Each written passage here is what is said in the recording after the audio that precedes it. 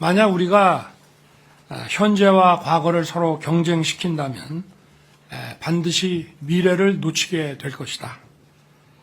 자유에 대한 강한 열망과 불굴의 리더십으로 2차 대전을 승리로 이끈 영국 수상 윈스턴 처칠의 말입니다.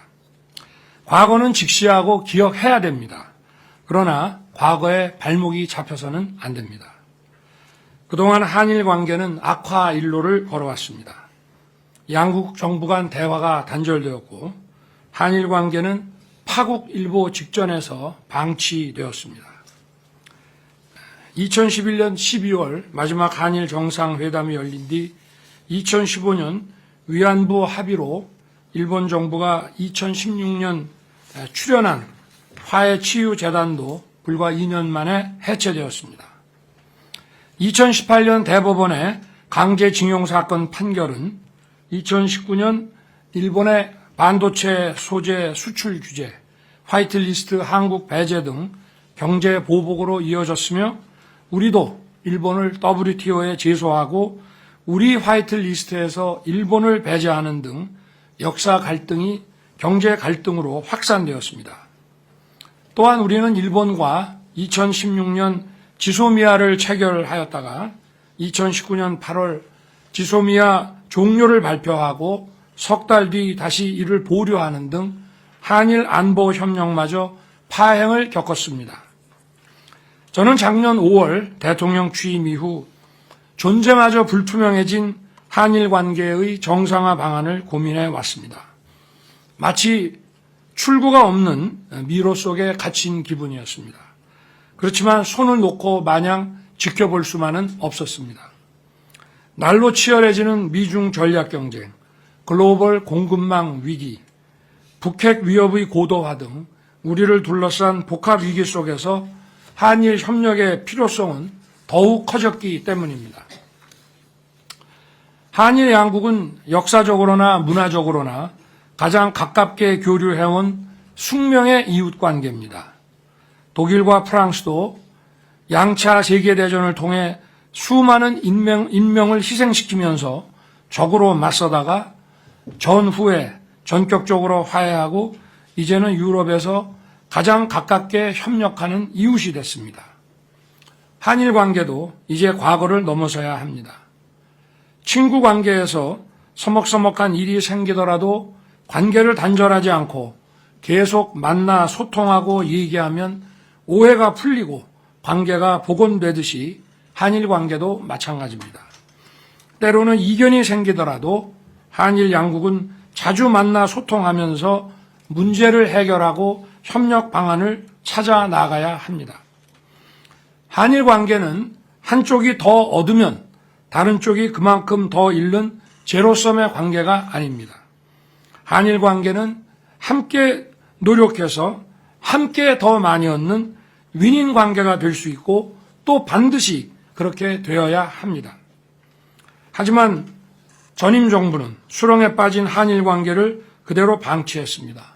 그 여파로 양국 국민과 제1동포들이 피해를 입고 양국의 경제와 안보는 깊은 반목에 빠지고 말았습니다. 저 역시 눈앞에 정치적 이익을 위한 편한 길을 선택해서 역대 최악의 한일 관계를 방치하는 대통령이 될 수도 있었습니다.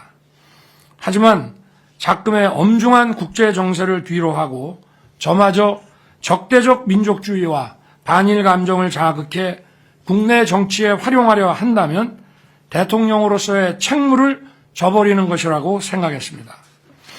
이번 방일에 대해 우선 한일 양국의 경제계가 적극 환영하면서 그간 위축된 양국 경제 교류가 재개될 것이라는 기대감을 가지기 시작했습니다. 제가 이번에 일본에 가서 만난 제1동포들도 그간 한일 관계 경색으로 겪어온 어려움과 고통을 일거에 털어버릴 기대감에 동포 사회가 축제 분위기라고 하였습니다. 저는 우리 정부가 이제 올바른 방향으로 나아가고 있다고 확신합니다. 양국 간 불행한 과거의 아픔을 딛고 일본과 새로운 지향점을 도출하고자 한 노력은 이번이 처음은 아닙니다. 1965년 박정희 대통령은 한일 간의 공동 이익과 공동 안전 그리고 공동 번영을 모색하는 새로운 시대에 접어들었다고 하면서 한일 국교 정상화를 추진했습니다.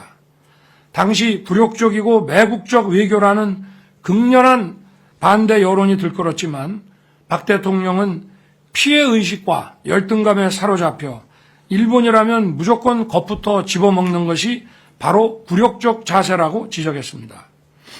그리고 한일 국교 정상화가 어떤 결과로 귀결될지는 우리의 자세와 각오에 달려 있다면서 끝내 한일 국교 정상화라는 과업을 완수했습니다.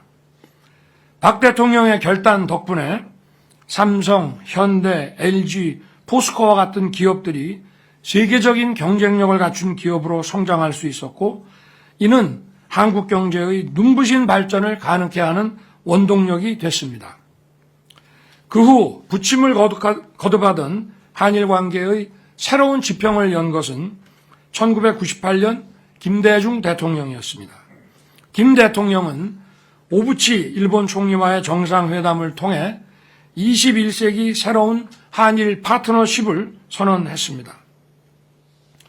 김대중 대통령은 일본 방문 연설에서 역사적으로 한국과 일본의 관계가 불행했던 것은 일본이 한국을 침략한 7년간과 식민지배 35년간이었다고 하면서 50년도 안 되는 불행한 역사 때문에 1500년에 걸친 교류와 협력의 역사를 무의미하게 만드는 것은 참으로 어리석은 일이라고 얘기했습니다. 아울러 김대중 대통령은 65년 한일 국교 정상화 이후 비약적으로 확대된 양국의 교류와 협력을 통해 필요 불가결한 동반자로 발전한 한일 관계를 미래지향적인 관계로 만들어 나가야 할 때라고 하면서 양국 정상의 이번 선언이 한일 정부 간의 과거사 인식 문제를 매듭짓고 평화와 번영을 향한 공동의 미래를 개척하기 위한 초석이 될 것이라고 했습니다. 1965년의 한일 기본조약과 한일 청구권 협정은 한국 정부가 국민의 개인 청구권을 일괄 대리해 일본의 지원금을 수령한다고 되어 있습니다. 이 같은 기조 아래 역대 정부는 강제징용 피해자분들의 아픔을 치유하고 합당한 보상이 이루어질 수 있도록 노력해 왔습니다. 1974년 특별법을 제정해서 83,519건에 대해 일본으로부터 받은 청구권 자금 3억 달러의 9.7%에 해당하는 92억 원을 2007년 또다시 특별법을 제정해서 7만 8천여 명에 대해 약 6,500억 원을 각각 정부가 재정으로 보상해 드렸습니다. 우리 정부는 1965년 국교 정상화 당시의 합의와 2018년 대법원 판결을 동시에 충족하는 절충안으로 제3자 변제안을 추진하게 된 것입니다. 앞으로 정부는 강제징용 피해자분들과 유족의 아픔이 치유될 수 있도록 최선을 다할 것입니다. 우리 사회에는 배타적 민족주의와 반일을 외치면서 정치적 이득을 취하려는 세력이 엄연히 존재합니다. 일본은 이미 수십 차례에 걸쳐 우리에게 과거사 문제에 대해 반성과 사과를 표한 바 있습니다. 이 중 가장 대표적인 것이 일본이 한국 식민 지배를 따로 특정해서 통절한 반성과 마음으로부터의 사과 표명을 한 1998년 김대중 오부치 선언과 2010년 간 나오토 담화입니다. 이번 한일 회담에서 일본 정부는 김대중 오부치 선언을 비롯해 역사 인식에 대한 자신들의 역대 정부의 입장을 전체적으로 계승하겠다는 입장을 분명히 밝혔습니다. 중국 총리 저우언라이는 1972년 일본과 발표한 국교 정상화 베이징 공동성명에서 중일 양국 인민의 우호를 위해 일본에 대한 전쟁 배상 요구를 포기한다고 하였습니다. 중국인 30여만 명이 희생된 1937년 난징 대학살의 기억을 잊어서가 아닐 것입니다. 당시 저우언라이 총리는 전쟁 책임은 일부 군국주의 세력에게 있으므로 이들과 일반 국민을 구별해야 한다. 때문에 일반 일본 국민에게 부담을 지어서는 안 되며 더욱이 차세대에게 배상 책임의 고통을 부과하고 싶지 않다고 했습니다. 국민 여러분, 이제는 일본을 당당하고 자신 있게 대해야 합니다. 세계로 뻗어나가 최고의 기술과 경쟁력을 발산하고 우리의 디지털 역량과 문화 소프트 파워를 뽐내며 일본과도 협력하고 선의의 경쟁을 펴야 합니다. 이제 한일 양국 정부는 각자 자신을 돌아보면서 한일 관계의 정상화와 발전을 가로막는 걸림돌을 각자 스스로 제거해 나가는 노력을 기울여야 합니다. 한국이 선제적으로 걸림돌을 제거해 나간다면 분명 일본도 호응해 올 것입니다. 저는 이번 1박 2일 방일 중 기시다 총리와 내각을 비롯해서 정계 조야 주요 인사들과 경제계 주요 기업인들을 다수 만났습니다. 모두 양국 관계 개선에 따라 안보, 경제, 문화 등 다양한 분야에서 협력의 시너지가 매우 클 것이라고 기대하고 있었습니다. 야당도 기시다 내각의 한일 관계 개선을 적극 지원하겠다고 약속했습니다. 개요 대학에서 만난 미래 세대인 학생들에게서도 한일 관계의 개선에 대한 기대에 부푼 모습을 보았습니다. 12년 만에 이루어진 이번 방일 정상회담에서 저와 기시다 총리는 그간 얼어붙은 양국 관계로 인해 양국 국민들이 직간접적으로 피해를 입었다는 점에 공감하고 한일 관계를 조속히 회복시켜 나가기로 했습니다. 또한 한국과 일본은 자유, 인권, 법치의 보편적 가치를 공유하고 안보, 경제, 글로벌 어젠더에서 공동의 이익을 추구하는 가장 가까운 이웃이자 협력해야 할 파트너라는 것을 확인했습니다. 양국의 미래를 함께 준비하자는 국민적 공감대에 따라 안보, 경제, 문화 등 다양한 분야에서 협력을 증진시키기 위한 논의를 더욱 가속화할 것입니다. 이를 위해 외교, 경제 당국 간 전략 대화를 비롯해서 양국의 공동 이익을 논의하는 정부 간 협의체들을 조속히 복원할 것이며 NSC 차원의 한일 경제안보 대화도 곧 출범할 것입니다. 우리 대통령실과 일본 총리실 간의 경제안보 대화는 핵심 기술 협력과 공급망 등 주요 이슈에서 한일 양국의 공동 이익을 증진하고 협력을 강화하는 계기가 될 것입니다.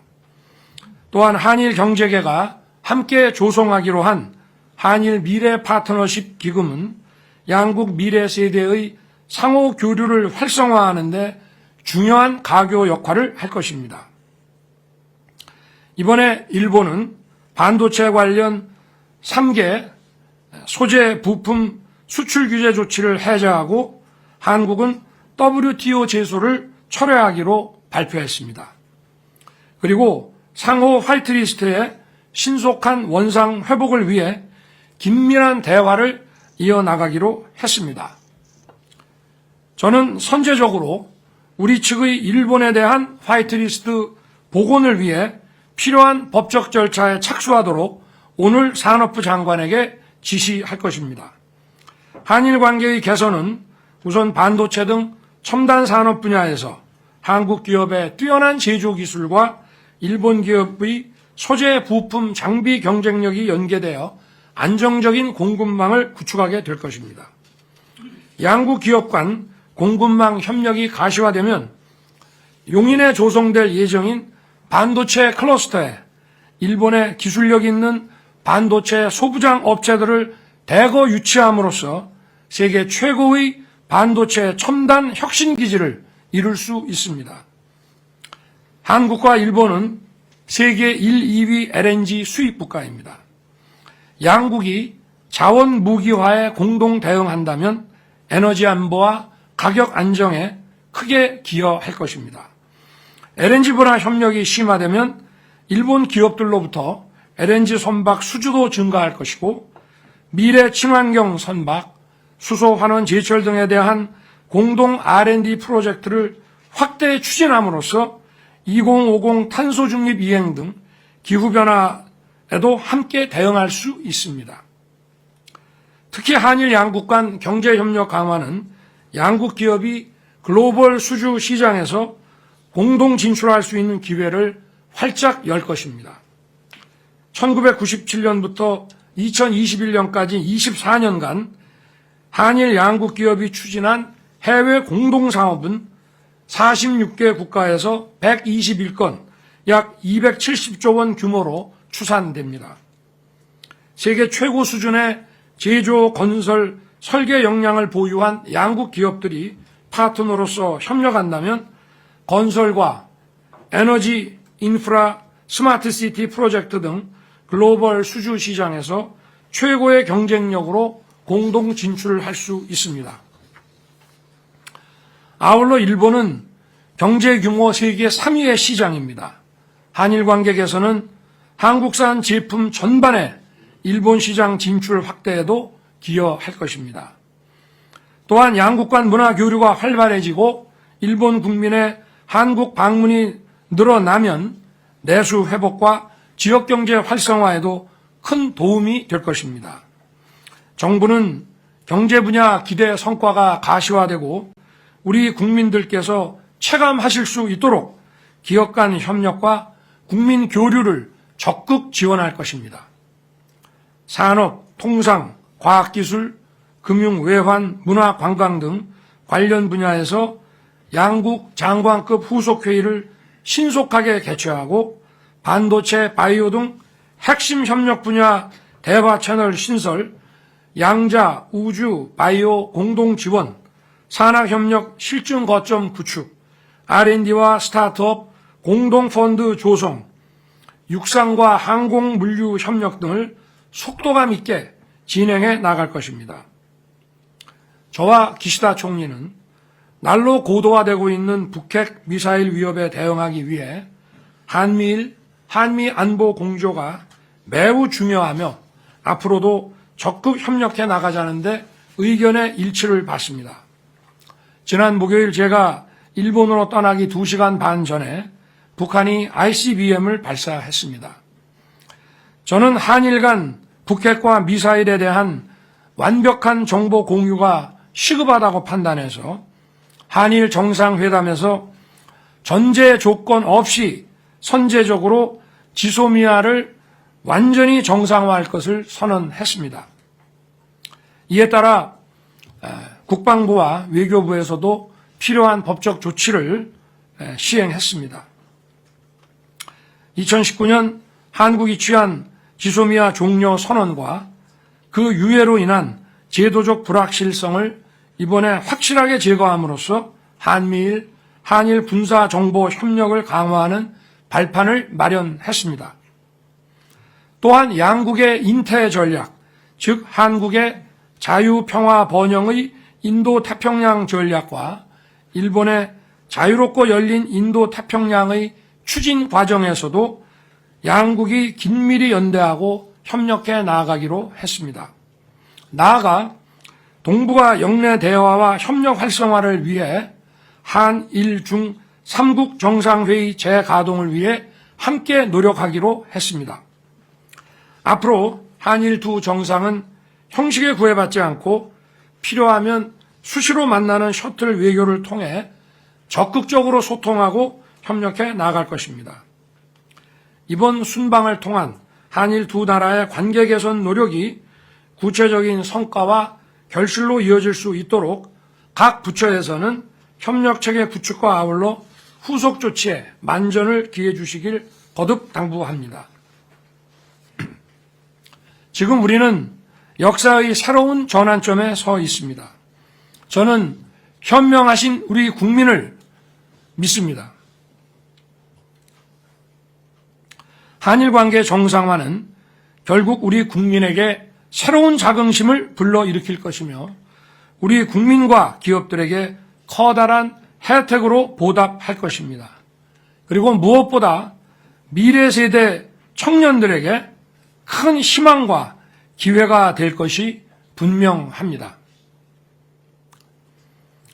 정부의 근로시간 유연화 정책과 관련해서 임금, 휴가 등 근로보상 체계에 대해 근로자들이 불안해하지 않도록, 특히 노동시장의 이중구조가 만연한 우리 사회에서 노동약자들이 불안해하지 않도록 확실한 담보책을 강구할 것입니다. 근로자들의 건강권, 휴식권 보장과 포괄임금제 악용 방지를 통한 정당한 보상에 조금의 의혹과 불안이 있어서는 안 됩니다. 최근 주당 최대 근로시간에 관해 다소 논란이 있습니다. 저는 주당 60시간 이상의 근무는 건강보호 차원에서 무리라고 하는 생각은 변함이 없습니다. 물론 이에 대해 근로시간 유연화 정책의 후퇴라는 의견도 있는 것을 알고 있습니다. 그러나 주당 근로시간의 상한을 정해놓지 않으면 현실적으로 노동약자들의 건강권을 지키기 어렵다고 생각합니다. 우선 근로시간에 관한 노사 합의 구간을 주 단위에서 월, 분기, 반기, 연 단위로 자유롭게 설정하는 것만으로도 노사 양측의 선택권이 넓어지고 노동 수요에 유연하게 대응할 수 있습니다.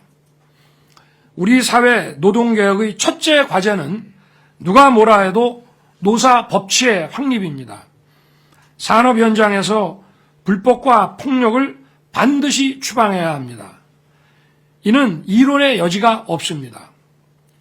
노동개혁의 또 하나의 과제인 노동시장 유연화는 그 제도의 설계에 있어 국민의 의견을 충분히 청취하고 수집할 것입니다. 고용노동부 등 관련 부처에 세밀한 여론조사 그리고 FGI를 시행하고 제게 그 결과를 보고하도록 지시해 놨습니다. 특히 MG 근로자, 노조 미가입 근로자, 중소기업 근로자 등 노동약자와 폭넓게 소통하겠습니다.